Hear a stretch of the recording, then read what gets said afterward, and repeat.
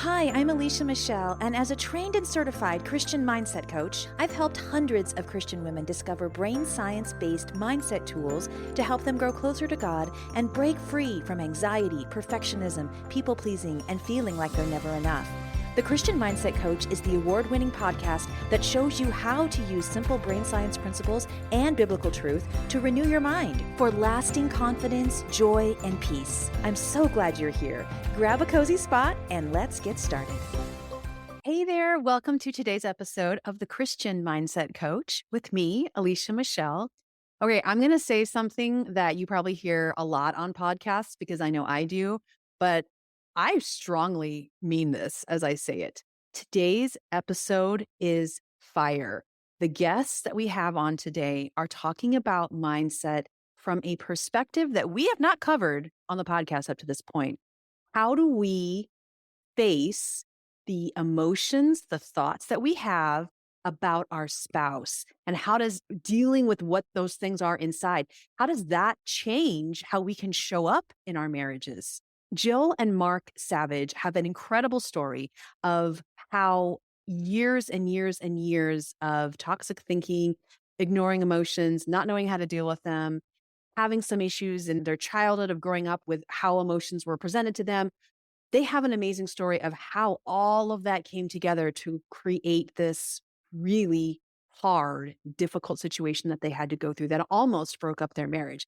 Now, I'm going to let them tell you all about what happened when we get into this conversation, but I love what they talk about here and what they cover in their own intensives that they do with couples, because it comes down to mindset, that so much of marriage and how we view our spouse. Yes, we can talk about conflict resolution and we can talk about date nights and all these things, but how are we viewing each other? And so take a listen to this conversation, hear their story, learn what they have had to learn the hard way about how we can harness these thoughts and really use the power of our mind to be able to build our marriages, to be able to build our relationship with Jesus.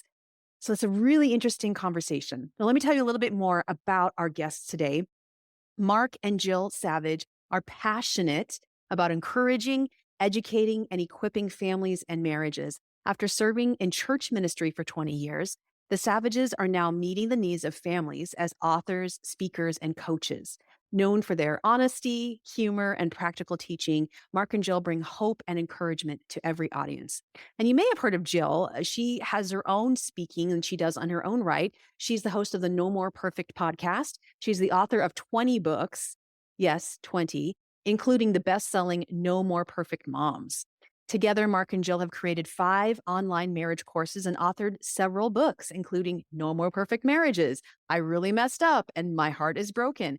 They're the parents of 5 adult children and grandparents of 6, and they have been married for 41 years, and they make their home in Normal, Illinois. So you can find out more about them at markandjill.org. And like I said, it's a very valuable conversation. I can't wait for you to hear it. This is that conversation with Mark and Jill Savage about toxic thinking and emotions inside of marriage. Well, Jill and Mark, thank you so much for coming on the podcast today. Yep. We're excited for this. Looking forward to the Absolutely. conversation. Awesome. Well, thank you. I mean, I know that you guys have been in ministry forever. You've talked about marriage for a really long time. And a lot of the things that we've heard about strong marriages, like date nights, getaways, love languages, I mean, these are things that we practice. And yet you had shared in several of your books and other resources that even though you were doing like the right things, these kinds of things, you still ended up in a place that nobody wants to be: infidelity, broken trust, things like that. So first, thank you for being willing to share more about your story today. But would you kind of bring a quick synopsis to what happened in your marriage that nearly tore it apart? Yeah. Mhm. Well, Mark and I, we like to say that we've been married 41 years, 31 of them happily. Mhm. Okay. And Yeah. it's not that there were 10 bad years in a row. Little here, little there. Yeah. hmm Yep. And we would go to counseling, we would get a little bit of help, and we'd do well, and then we'd have a rough season and we get some help and we'd have a rough season. But honestly, nobody was getting to the heart of our Mm. struggles. Mm. particularly for Mark, he just dealt with a lot of discontentment. And he dealt with that not just in our marriage, but in life. He was just constantly dealing with discontentment. And so, on top of that, we'd had 10 years really difficult of church ministry. Yeah. And finally, he said, I want a break. And so, we made a decision that he would transition out of church ministry into launching his own company, his own construction company. Yeah. And for a while, that was good. Yeah. Until I kept running into me. And Right. Yeah. as the distance from ministry continued, I didn't realize how much I found my identity in pastoring. And I just felt like I was in a just huge quagmire and I just couldn't get free of me, but I also couldn't find me. And I was so disappointed in how my life was rolling out. I was terribly confused. And as I was in the midst of it, I realized or learned that I was going through a midlife crisis. And honestly, before that, I would have said, that's silly.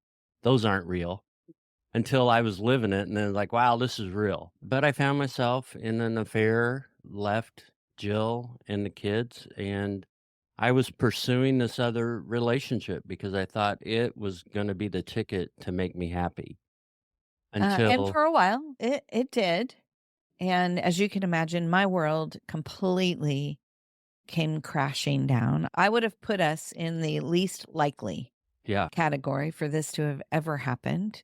Yeah. And so my world came crashing down. And as I begged God to tell me what to do, I really only heard one thing. I heard, I want you to love him. And I Mm. thought, you gotta be kidding me Yeah. here, Lord. I don't know if you've noticed he's not very lovable right now. And the Lord whispered back to my heart, sometimes, Jill, you're not either. And I thought, God, you've loved me when I'm unlovable. I don't know how to do that. I know how to love when it's easy. I know how to love when somebody's loving you back. I don't know how to love when it's hard. And so God took me on quite a journey of learning to love deeper, looking at my own stuff. One of the things I often say is, I did not cause my husband's infidelity, but I contributed to the dysfunction in our marriage. So I started looking for that. And honestly, he was so checked out. I didn't know if our marriage would actually ever make it, but I was believing for it.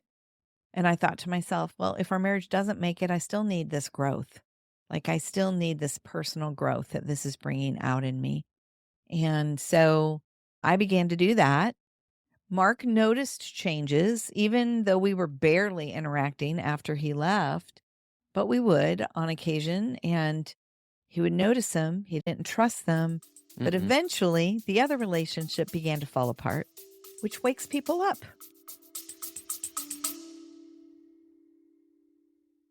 Hey, friend. Quick question. Do you feel like you are managing your emotions or are they managing you? If you've ever found yourself overthinking, stuffing your feelings, or reacting in ways that you regret, been there, then I've got something fun for you. A quick, free quiz to reveal your emotional confidence persona.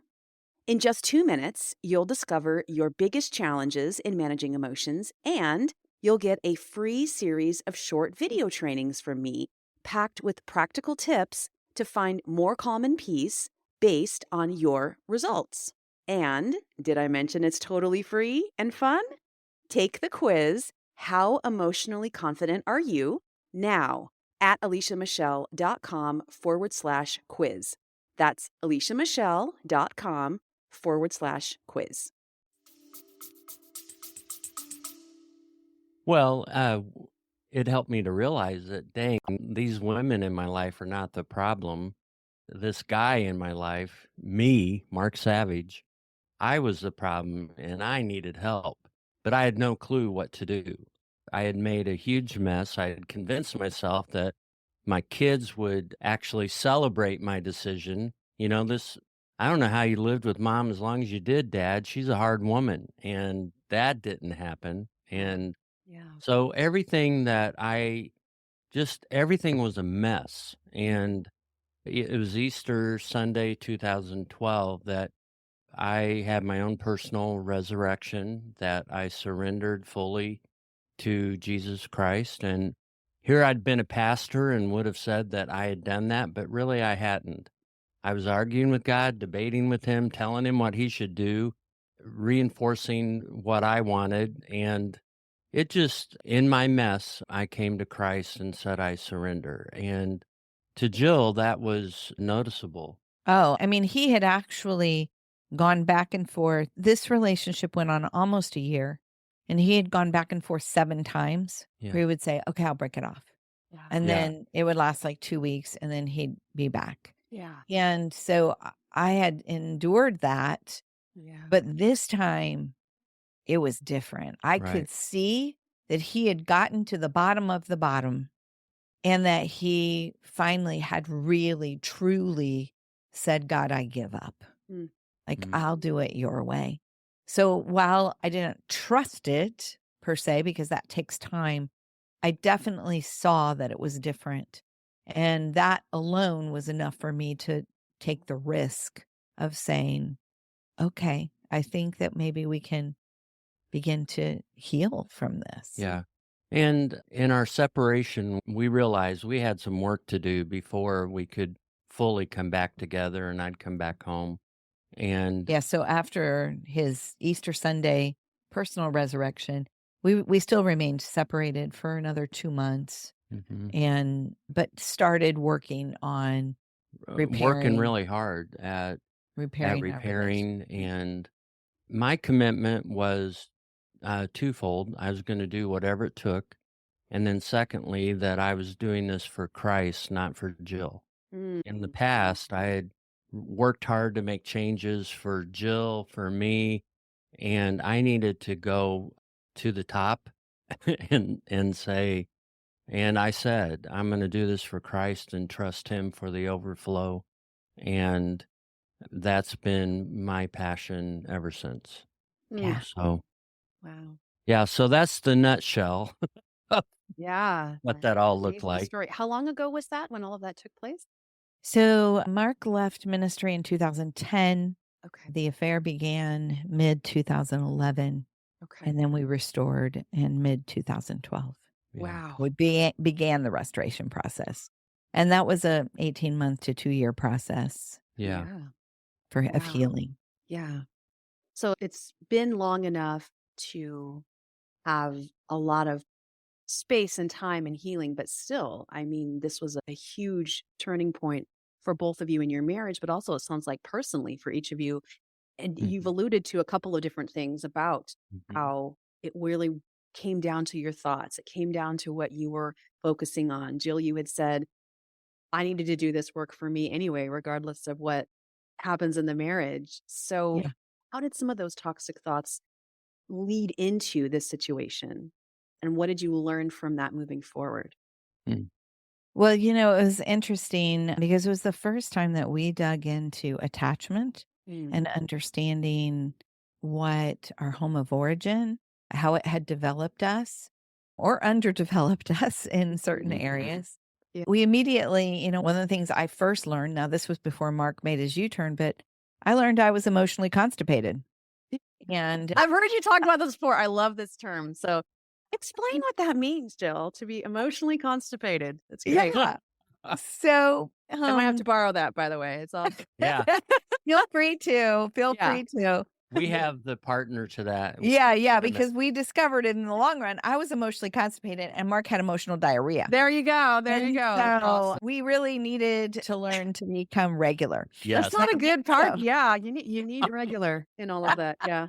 Yeah. So in my home of origin, I knew I was loved. I was loved well. Like my parents supported us, encouraged us, celebrated us.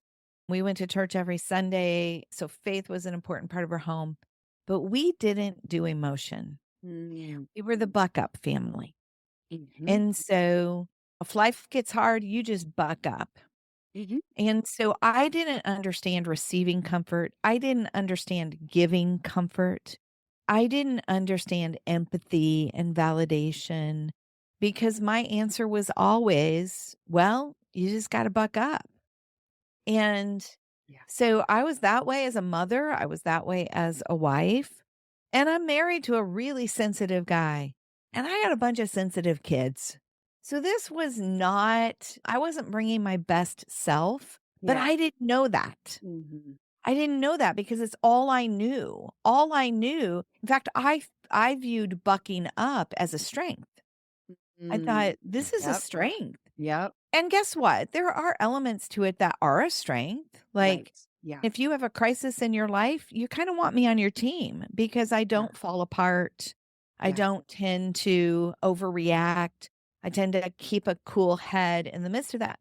That's good. Right. But Right. now that I'm much healthier, Yeah. I'll still operate that way, but I will have a balance to it of comfort and empathy and compassion and understanding. And I didn't have that in what we now call Jill 1.0.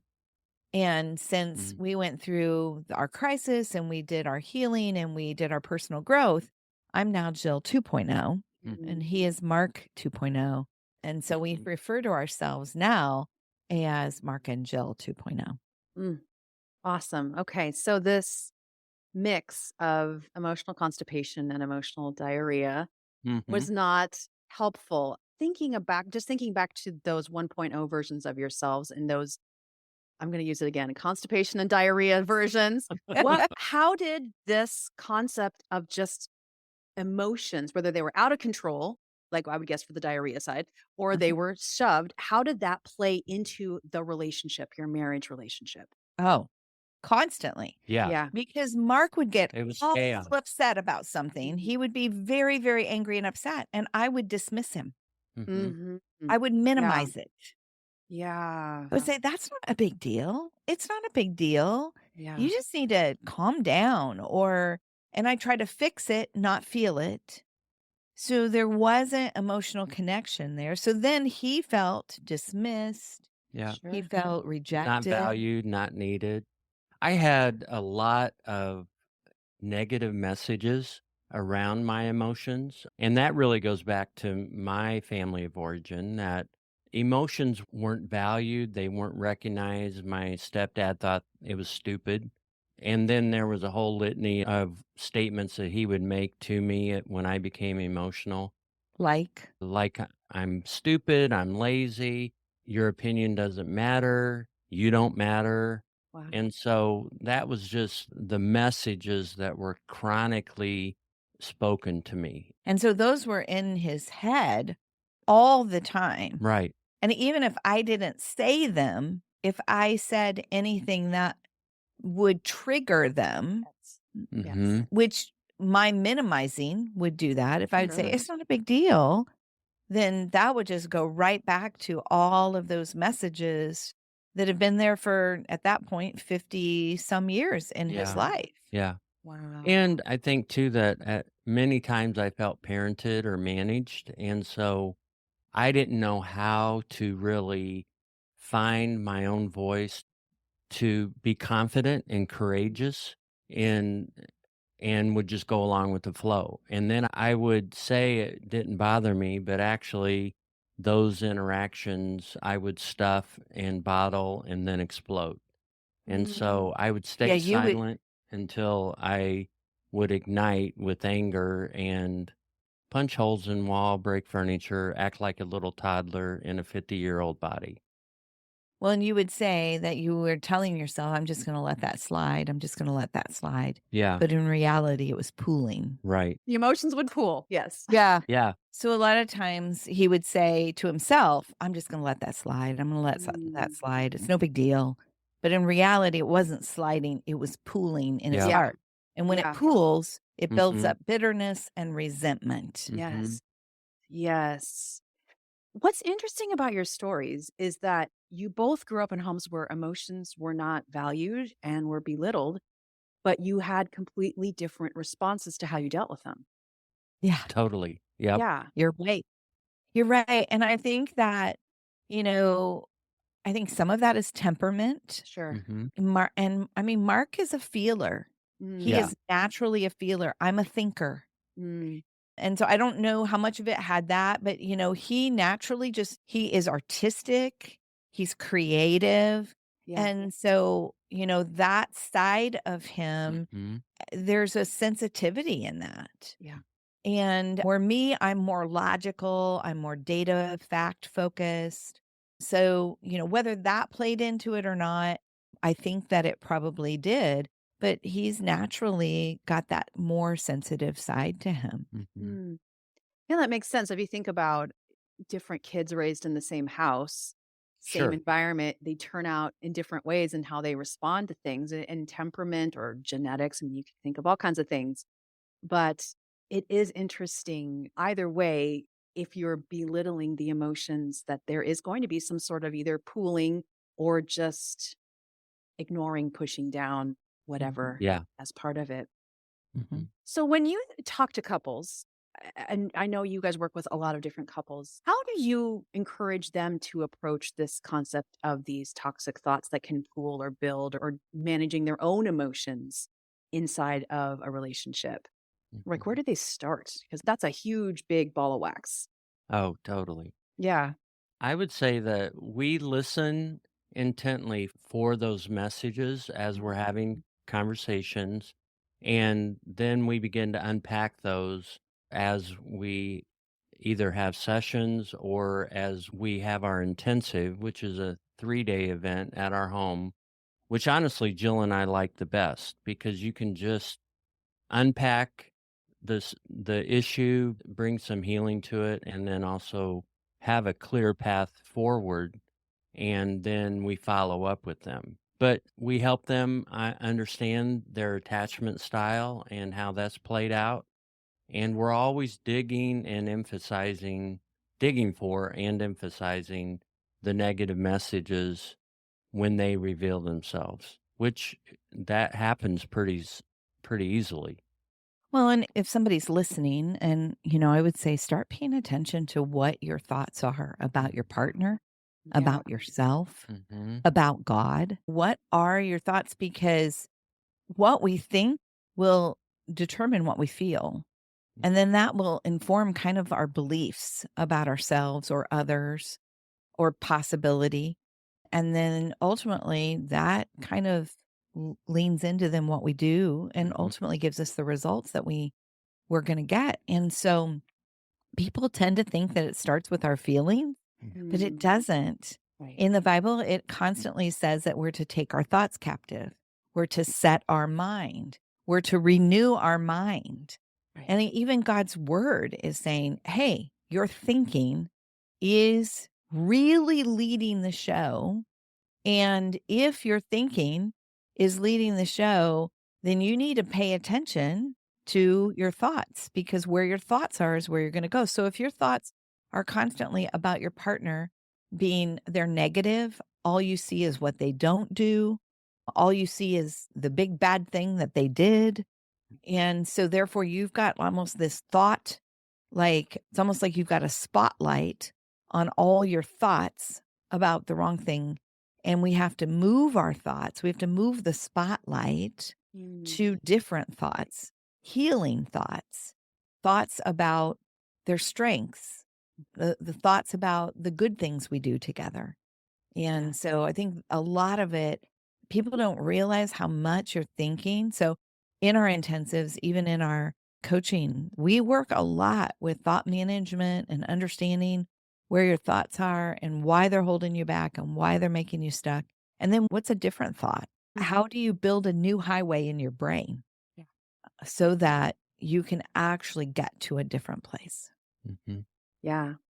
I love that. You're speaking the language that I use too, and the coaching that I do, talking about it starts with our thoughts. It starts with what we're putting emphasis on, what we're reinforcing, what are the patterns and highways that we're creating. And the great news is, of course, that our brain is plastic, the neuroplasticity side, that every day we have an opportunity to remake what thoughts we have. To me, it's like Absolutely. it's just God and his mercy and his hope every morning giving us a new chance. We get 1,500 new neurons every day, is what the science says. Isn't it Yeah. amazing? Like, it's That's like Yeah. God saying, amazing. start over. Here we go. It's okay. Yeah. You know? Y Exactly. But Yeah. if we don't Yeah. begin to renew our mind, Yes. We're going to waste those new neurons, Yes. Exactly. right? Yeah. And keep us stuck. And Right. I'll tell you a scripture that we use a lot in our work with people is Romans 8:5 and 6.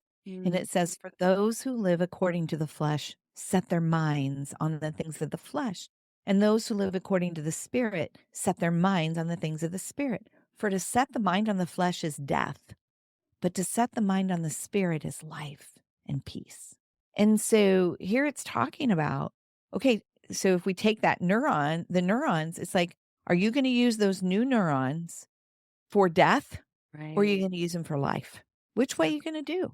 And if we're not intentional, we just stay in that place of death all the time. And that's when we get stuck. And honestly, when Mark was saying he couldn't be free of him, when he was sharing his story, I Yeah. can't be free of me. Mm-hmm. Yeah. A lot of it was that kind of thinking. Yeah.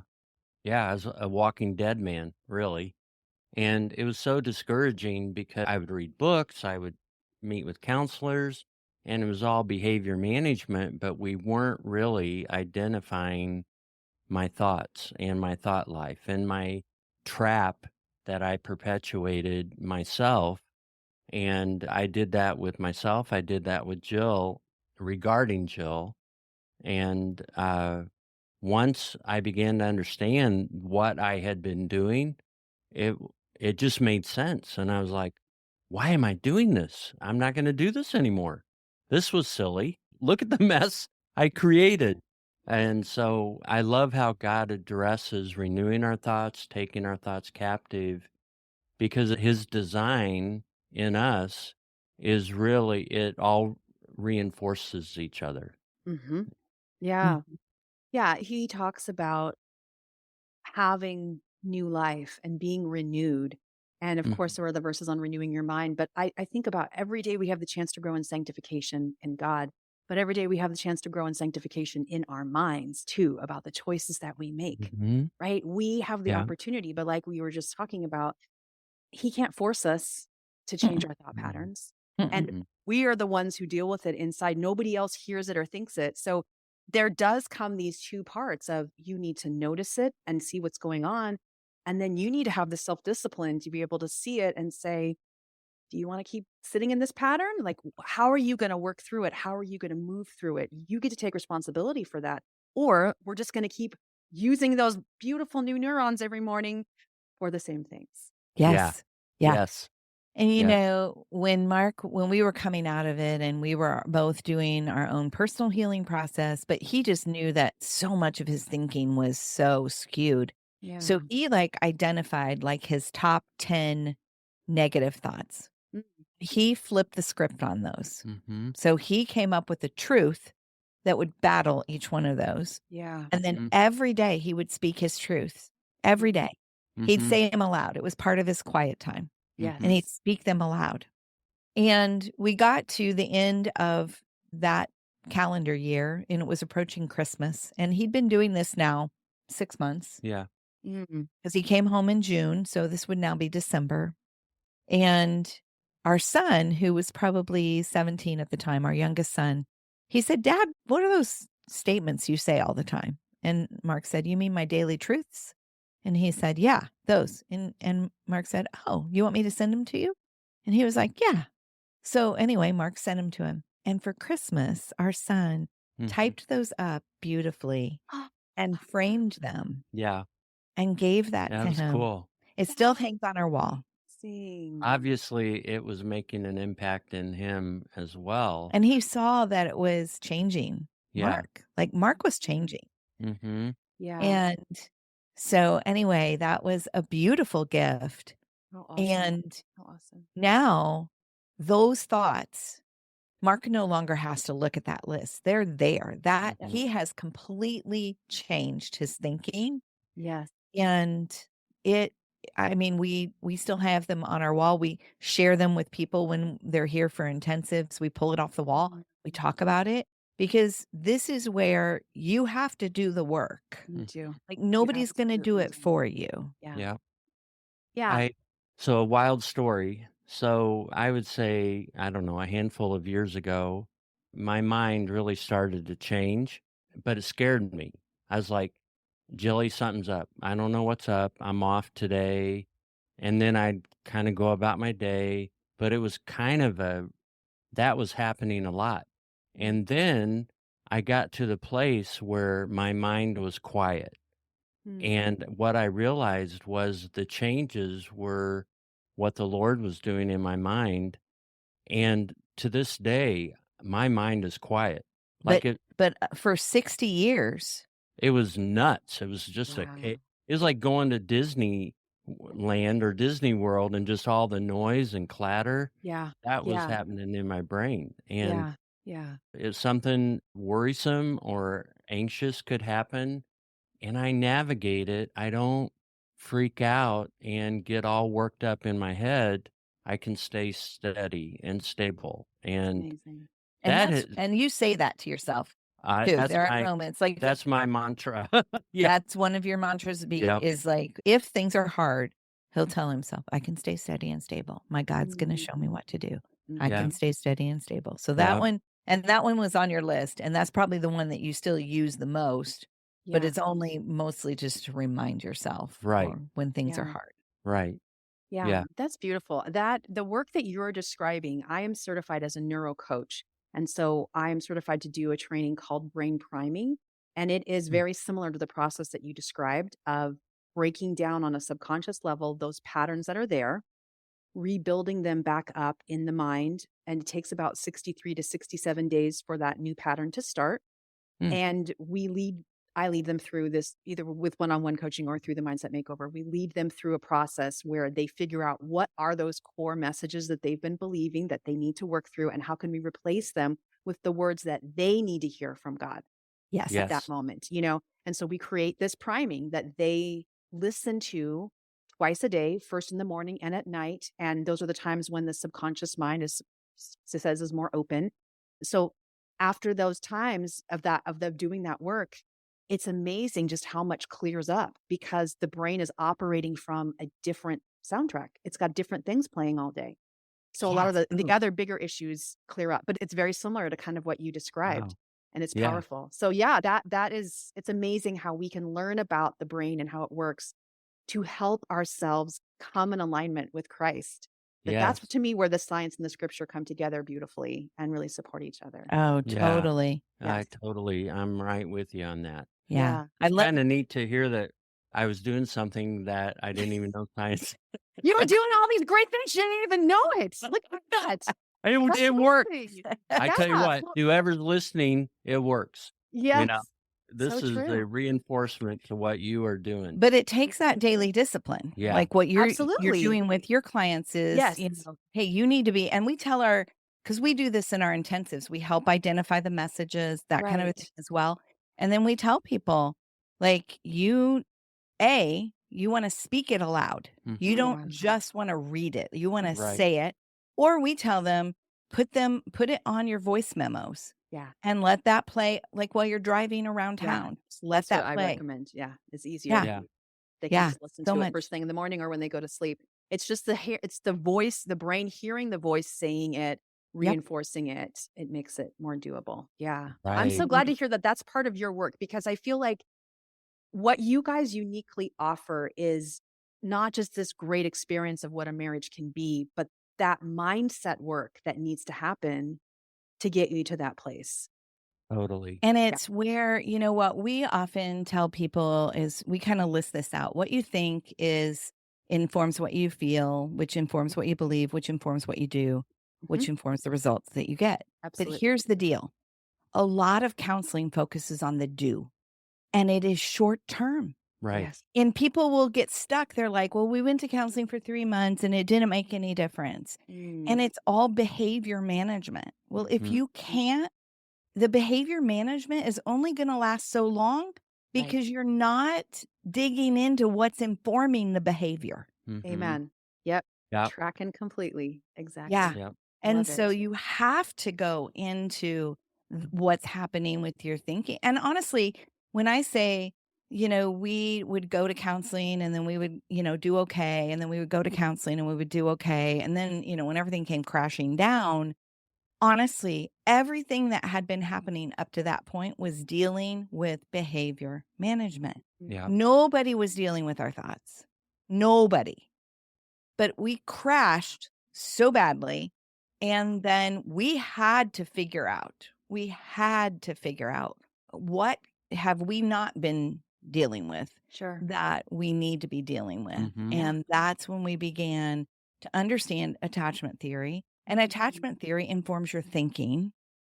And so it all began to lead together. And then it was like, oh, This is okay, the issue. this is it. Yeah. Mhm. Yeah.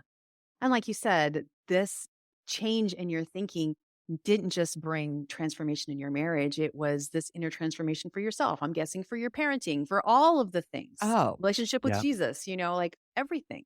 Yep. Yeah. I think it was last Christmas or the Christmas before. I don't know. We were sitting around with our kids and we were talking about parenting. And I can't remember and how. most of them are parents now. They're parents. And so I think I said, so guys, what do you remember from your childhood? Not trying to set anything up. And then they started talking. It was pretty consistent about how emotionally out of control I was as a dad. Hmm. And at Yeah. first, my heart broke because I was like, Yeah. inside, I'm thinking, I just hate that. But then they also were pretty consistent at saying, but you're no longer that way, Dad. You're so steady now. And I was like, yes. Wow. That was a neat amazing. gift. But I hate that I didn't understand it back then to Sure. have made changes early. Yeah. But Yeah. Yeah. And that's the beauty of Christ. I mean, not that we want to have to go through those things, but he does bring that redemption so that now, if you didn't have that story, you couldn't be doing this work with totally. all the couples that you work with. Yep. You're Yeah. right. Yep. Yep. Yeah. And Yeah. we have to give ourselves the grace of growth, Sure. right? Yeah. Because, I mean, we wish we could have done things differently 10 years Yeah. ago, 20 years ago, 5 years ago, last week. I wish Um, Jill would. Yeah. Always, girl. Yeah. Always. Yes. What were you going to say? Nothing. Oh, now I had a someone. moment. I was going to say, I just wish Jill would have figured herself out earlier. Right. It was all her fault. If she Oh, would yeah, have gotten of in course. line, Yeah. Thank it would you. have Yeah. not been an issue. It's all about you, Jill. Yeah. What's the matter with you? Yeah. That's all right. I'll take it. Yeah. No, You guys I was are kidding. awesome. Yeah. This is so awesome. We could talk all day, and I know we need to kind of wrap things up just to value your time here, but you have so many great resources available to help people. So tell us about how women and men can get in contact with you and move further in this process. Yeah. Well, best way is our website. So you can just go to markandjill.org. And it's real simple, markandjill.org. We do have, for those who are dealing with, anything similar to our story or any type of broken trust, we do have a free Rebuilding Trust Guide. And you can get that at rebuildingtrust.us. So Okay. rebuildingtrust.us. And .us. yeah, us. Us. Okay. Yeah. I just heard S. Oh. Sorry. And so that is a great place that no matter how trust has been broken, people need to know, how do we rebuild it? How do we become better? And then all of our courses and everything is just on our website. So Mhm. there's all kinds of goodies on there. Awesome. Oh my gosh, this was so valuable. I Mm. appreciate that you share about marriage, but you share about it from this perspective of really getting to the root of what's causing some of these issues and the blessing that can come from Mm. changing those, and not only in your marriage, but in your life in general. So thank you guys so much for being here and for sharing with us today. Oh, thanks for Thank having you. us. Yeah, thank you. This conversation, like I said, is such a beautiful, pardon the pun, marriage between our relationships, specifically the spouse that we may have, and our thought life, and learning how there is this strong link between the two. And honestly, like I said, I don't think we're talking about this in the church. We're not talking about how we're viewing our spouse as part of a way to work through some of the issues we have in marriage. So I love that they are shining a spotlight on that. And speaking of shining a spotlight, that was one of the phrases that Jill used in our conversation. She talked about shining a spotlight on the things that you want to continue to build up in your mind about your spouse. And it got me thinking about a book that another friend of mine has written that we're actually going to have him on the podcast too. Depending on how these episodes air, it's hard to tell. It could either be after when this episode comes out or before. But his name is Jeff Barnes, and he talks about, his book is called The Wisdom of Walt. He talks about Disney and how the principles of Walt Disney can teach us a lot about life, leadership, mindset, things like that. And one of the things he talks about in this book is the idea of when Walt designed Main Street. If you've ever been to Disneyland or Disney World, you know what Main Street USA is. It's that first part you walk in as you're walking toward the castle. If you look at the buildings on Main Street, you will notice that the first floor buildings are all full size. Like that's what a first floor typical size of a building would look like on any building. But as the building goes up, the second floor is actually only 3/4 of the size of a typical floor. And the top floor, that third floor, is only half the size of a typical floor. So it's the power of perspective that when you're standing looking at the building, it actually looks bigger than it actually is in real life. The point of that is to keep the focus on that bottom part, those bottom floors. And it made me think about what Jeff talks about in the book is the illusion of where are you putting your focus? Are you focusing the percentages of your energy, your mindset on the same things? Like what is that main floor that you're focusing on in your marriage, in this situation, in your life, in your goals, how you view moving forward? Are you focusing like what we were talking about today? Are you focusing on the ways that this spouse is not doing things right, is not living up to the expectations that you have? Or are you focusing on these other areas that are also true, but might be harder to not naturally believe in? Now, hear me say that within the context of it's not that we ignore the hard parts or that we don't listen to those parts in us that are going off that are saying, this is an issue, this is a problem, especially if there's any abuse or any sort of things like that happening. But I'm talking about those everyday, really goofy annoyances that we have in any relationship, but particularly marriage, where we're living with this person day in and day out. Are we, to use a brain science concept, are we giving glucose in our brain? What are we, glucose meaning the energy of the sugar?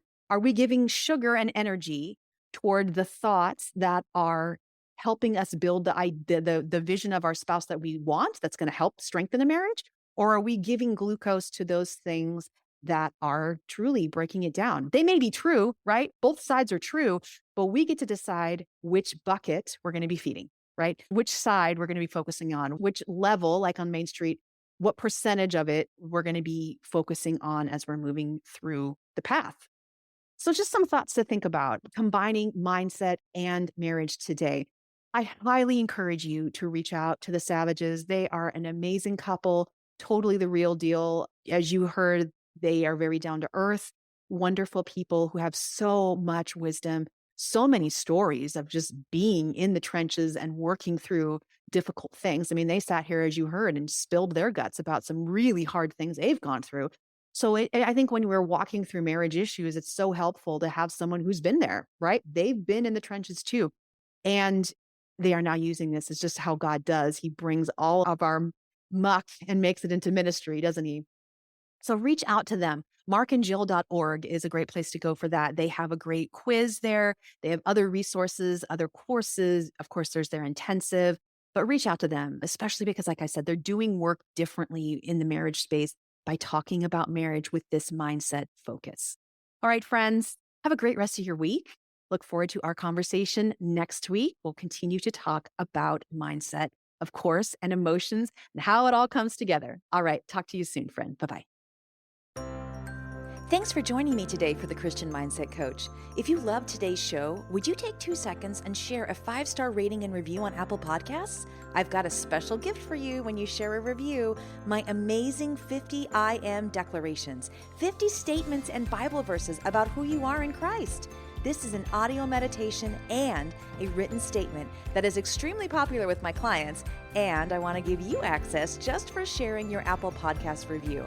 Simply screenshot your review and send it to hello@vibrantchristianliving.com, and we'll send you the link to access the 50 I Am Declarations resource. Thanks so much for sharing your rating and review so that we can get the word out about the podcast. See you back here next week.